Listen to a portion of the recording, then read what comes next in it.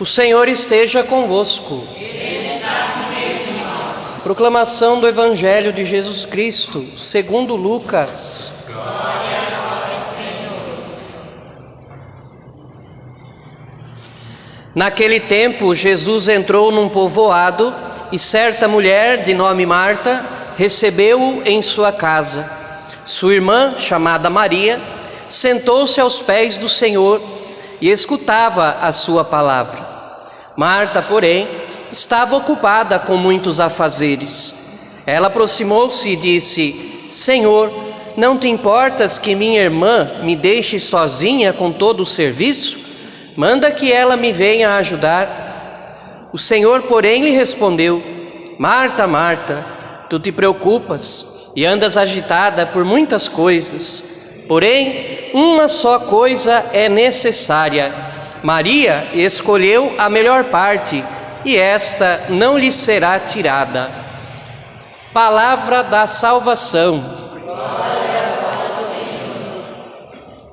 Queridos irmãos e irmãs, o Evangelho de hoje se passa no povoado de Betânia, onde moram esses três irmãos, Marta, Maria e Lázaro, que não aparece aqui no Evangelho, mas são os grandes amigos de Jesus em Betânia. São pessoas que acolheram a Cristo desde o primeiro momento, tanto acolhendo-o na sua humanidade como pessoa, quanto acolhendo-o na sua divindade, acreditando desde o início ser ele o Filho de Deus, o Messias prometido e enviado no tempo oportuno. Esse Evangelho vai nos fazer refletir a respeito de um equilíbrio que cada um de nós tem que ter na vida e na caminhada de fé. Duas coisas que parecem contrárias: a vida ativa e a vida contemplativa. A necessidade de ação, arregaçar as mangas e trabalhar, seja para a gente ganhar o pão de cada dia, ou mesmo no nosso trabalho, nosso serviço na comunidade.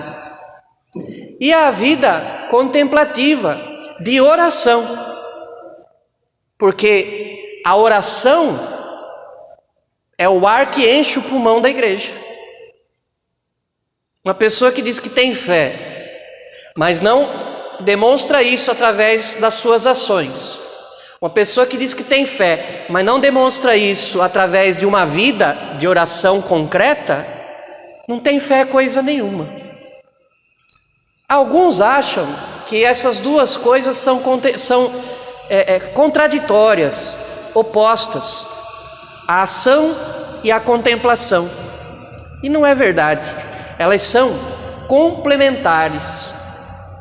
E como a palavra sagrada vai nos ensinar, neste mundo, nessa vida, a cada tempo para cada coisa. Cada dia tem seu tempo, a sua hora daquilo.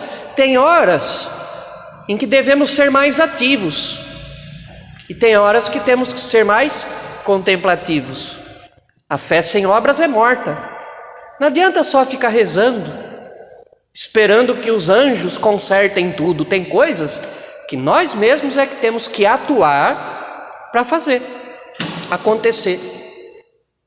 Se você não pegar a sua criança e não trouxer ela aqui para o padre batizar, o padre pode estar morrendo de vontade de realizar um batismo, mas se você não toma essa iniciativa, essa ação, a graça do sacramento não acontece. Às vezes fica lá em casa: ai, eu queria tanto que o padre viesse aqui em casa batizar meu nenê. Mas vai rezar a vida inteira assim, como é que eu vou adivinhar? Tem que ter a ação junto com a vida de oração. E uma vida de total atividade também, sem esse estofo da vida de oração, não se sustenta. Acaba se tornando uma fé que não é fé, que é oca, que é vazia, que é fraca.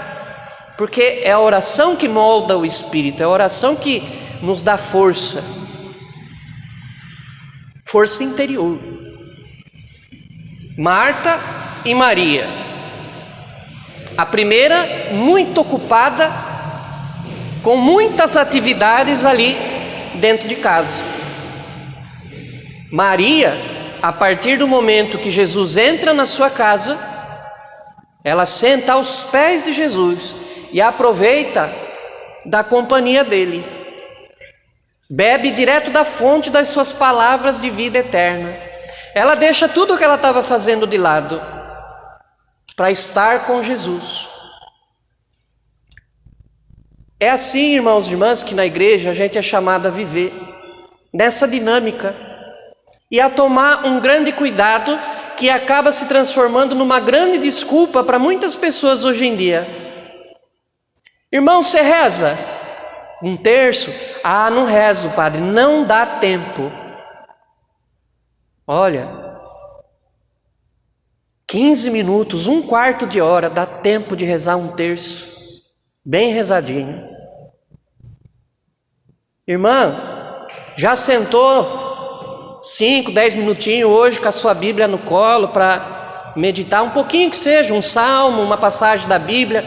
Ai, padre, sou muito ocupada, é o trabalho, os filhos, as coisas da casa, não dá tempo. A gente sabe que tempo é uma questão de prioridade, porque você arranja tempo para fazer as coisas que você quer, né? Você arranja tempo para comer, para descansar, para passear, para dormir. E tem muita gente usando a desculpa da hiperatividade para não dar tempo para Deus.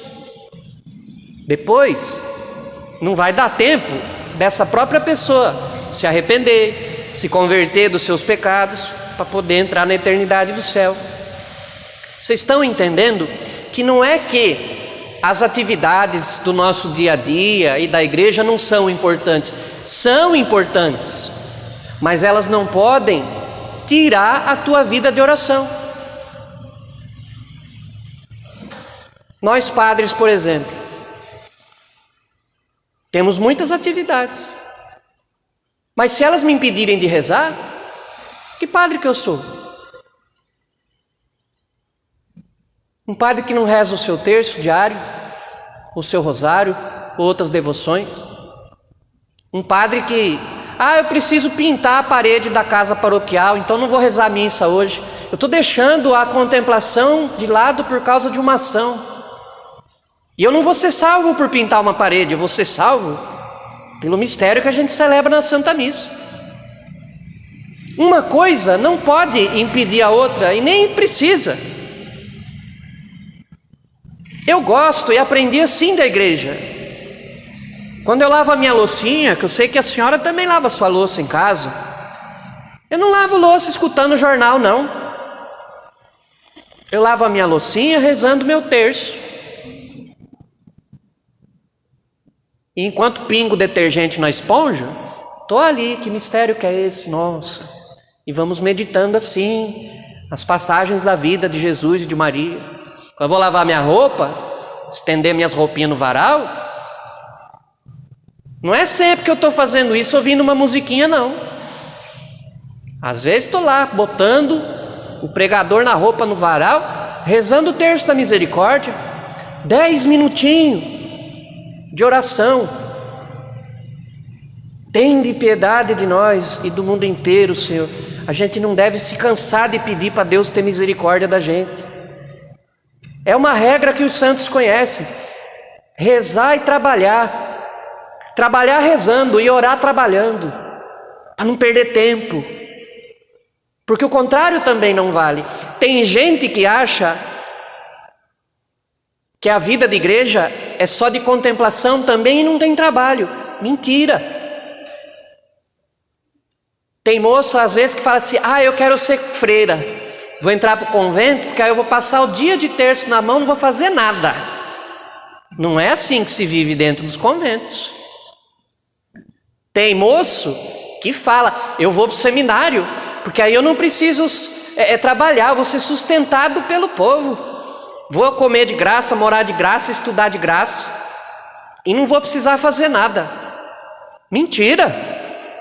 Uma das épocas que eu mais trabalhei na vida foi no seminário.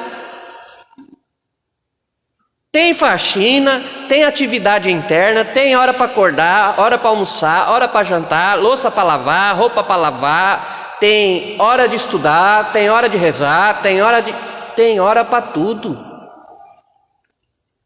E nos conventos das freiras, as nossas irmãs, a mesma coisa. Muitas cuidam de uma horta interna, de uma farmacinha, muitas fazem doce, geleia, essas coisas para vender, para se subsistirem, né? Para se manterem. Muitas atendem o povo com aconselhamento. Também dentro dos conventos as religiosas têm a sua rotina. Hora para levantar, hora para rezar, hora para comer, hora para banhar, hora para atender o povo, hora para se recolher, hora para isso, hora para aquilo. Também tem muita ação naqueles que se dedicam só para a vida contemplativa. Claro, para os padres, as freiras, é um pouco diferente do que para os leigos. Se eu passar uma tarde inteira sentado na minha varanda, estudando a palavra de Deus, preparando uma homilia, preparando uma palestra, uma formação para dar para os jovens, para os catequistas, isso é trabalho. Isso é trabalho. Mas se eu quiser pegar também uma tarde inteira para assistir um filme da vida de algum santo, onde eu vou aprender coisas úteis para a minha santidade, para eu poder também compartilhar isso com o povo. Se eu quiser pegar um dia só para rezar a minha missa, quietinho no cantinho meu, lá na minha folguinha, rezando o meu tercinho, fazendo leituras espirituais, isso também é trabalho, porque é a natureza do ofício, do religioso e da religiosa. Mas jamais a gente pode permitir que a tamanha quantidade de coisas que a gente tem para fazer no nosso dia a dia nos impeça de sentar aos pés de Cristo, pelo menos um pouco por dia, porque senão a gente não se sustenta. Existe um livro muito bom que se chama A Alma de Todo Apostolado. Resumo da ópera, ele vai ensinar que nenhum serviço na igreja se sustenta se não tiver por base a espiritualidade. Por isso, na igreja, antes de qualquer atividade, qualquer formação, qualquer reunião, nós rezamos antes, sim ou não? Antes e depois.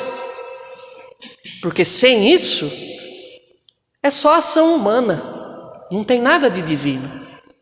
Então ficam esses alertas de Cristo para nós, nas palavras dele para Marta e Maria. Ele não dá uma bronca em Marta. Ela tem mesmo que fazer aqueles trabalhos que são dela, ela tem que fazer. Só que Jesus falou para ela, olha, entre as duas coisas, a sua irmã Maria escolheu o melhor. Agora que eu estou aqui, ela está sentada aqui aos meus pés e me ouvindo. Quando eu for embora, ela continua. Marta, tão atribulada, atarantada com tantas coisas, você só precisava de uma, era sentar aqui comigo e com a sua irmã, sossegar um pouco, aproveitar a minha presença aqui. O mundo de hoje conspira para que a gente não tenha momentos com Jesus, e Ele está aqui todo dia, à nossa disposição. A gente é que tem que tomar ciência, ficar esperto, para não cair nessa grande armadilha. Porque depois, no dia do nosso juízo, essa desculpa esfarrapada do não tive tempo para rezar, não tive tempo de meditar a palavra, não tive tempo de me converter, não vai colar diante de Deus. Não vai colar. Então que a gente possa continuar trabalhando, exercendo nossas atividades fora, dentro da igreja, estudando, para correr atrás dos nossos ideais, sonhos, objetivos, tudo isso é justo, é digno, mas que a gente não deixe essas coisas tirar da gente a espiritualidade, a vida de oração, a presença na comunidade, os momentos de oração, porque a nossa vida depende disso tudo.